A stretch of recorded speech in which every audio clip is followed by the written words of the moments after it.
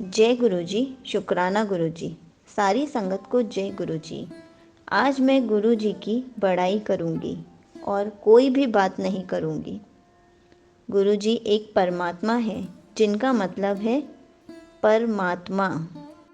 परमात्मा में प का मतलब होता है हमारे जितने भी पाप कर्म हैं, चाहे वो इस जन्म के हैं या पिछले जन्म के, गुरुजी हमें उन पापों की क्षमा देते हैं। र का मतलब होता है हमारे जितने भी रोग हैं, मानसिक, शारीरिक, आर्थिक, गुरुजी हमारे रोग को ठीक करते हैं।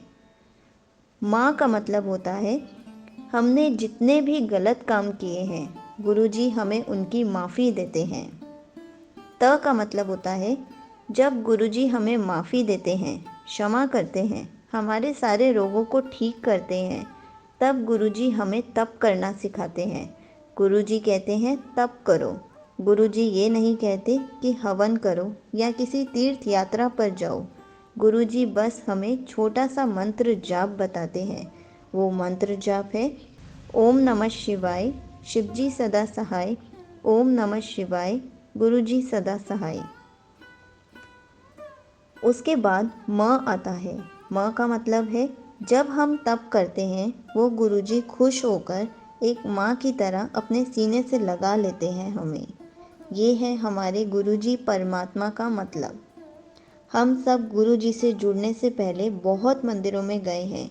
कभी ना कभी ऐसी जगह भी गए हैं जहाँ बहुत गंदगी होती है, पर हम सिर्फ ये कहते हैं कि यहाँ अगर मंदिर नहीं होता तो मैं यहाँ कभी नहीं आती। लेकिन गुरुजी ने हमें इतना सुंदर मंदिर दिया है कि अगर हमें कहीं भी प्रसाद पड़ा हुआ दिख जाए तो हमें वो ब्लेसिंग्स के रूप में उठाकर खाना ही होता है। इग्नोर या वहम के मारे छोड़ना नहीं होता, क्योंकि उस टाइम हमें किसी और की ब्लेसिंग्स मिल रही होती हैं। पूरे मंदिर में हर जगह गुरुजी की ब्लेसिंग्स हैं। अब मैं आपको चाय प्रसाद के बारे में बताती हूँ। चाय प्रसाद, हम में से बहुत संगत ऐसी है जो चाय नहीं पीती, और जब सेवादार अंकल हमें चाय प्रसाद देने के लिए आते हैं तो हम मना कर देते हैं कि हम चाय नहीं पीते। लेकिन आप उस टाइम चाय प्रसाद को मना नहीं कर रहे हो। जो आपको ब्लेसिंग्स मिल रही हैं, आप उनको मना कर रहे हो। सेवादार अंकल आपको चाय प्रसाद देने ज़रूर आ रहे हैं, लेकिन वो सेवादार अंकल नहीं हैं, वो गुरुजी का ही रूप है।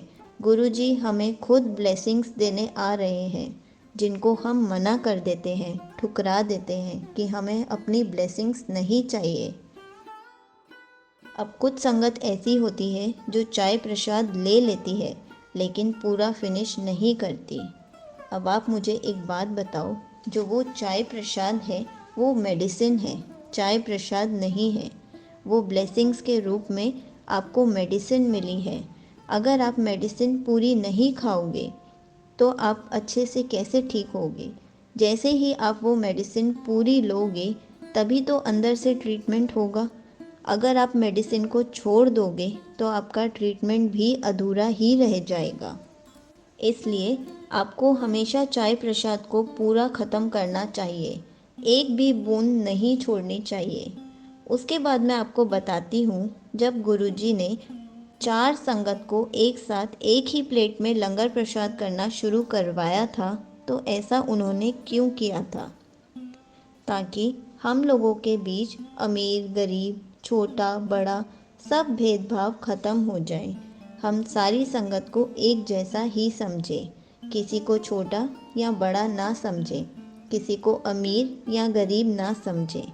गुरुजी हम सबको एक जैसा फील कराते हैं, इसलिए वो हमसे भी यही चाहते हैं कि हम सारी संगत को बराबर ही समझें, भेदभाव ना करें। बहुत ही अच्छी लाइन है ये गुरुजी पर।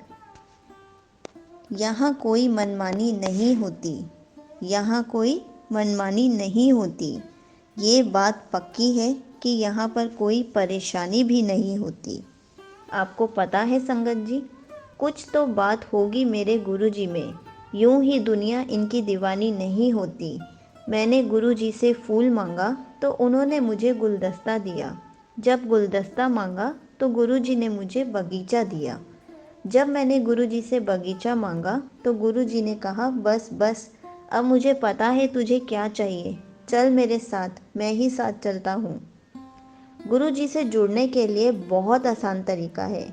जब गुरुजी के मंदिर जाना हो तो अपना दिमाग बंद कर लेना। जब गुरुजी के शब्द सुनने हो तो अपने कान खोल लेना। जब गुरुजी पर विश्वास करना हो तो अपनी आंखें बंद कर लेना। जब गुरुजी को अर्पण करना हो तो अपना दिल खोल लेना। जब गुरुजी का सत्संग सुनना हो तो अपना मुंह बंद कर लेना। जब गुरुजी की मेहर लेनी हो तो अपनी नासिका खोल लेना।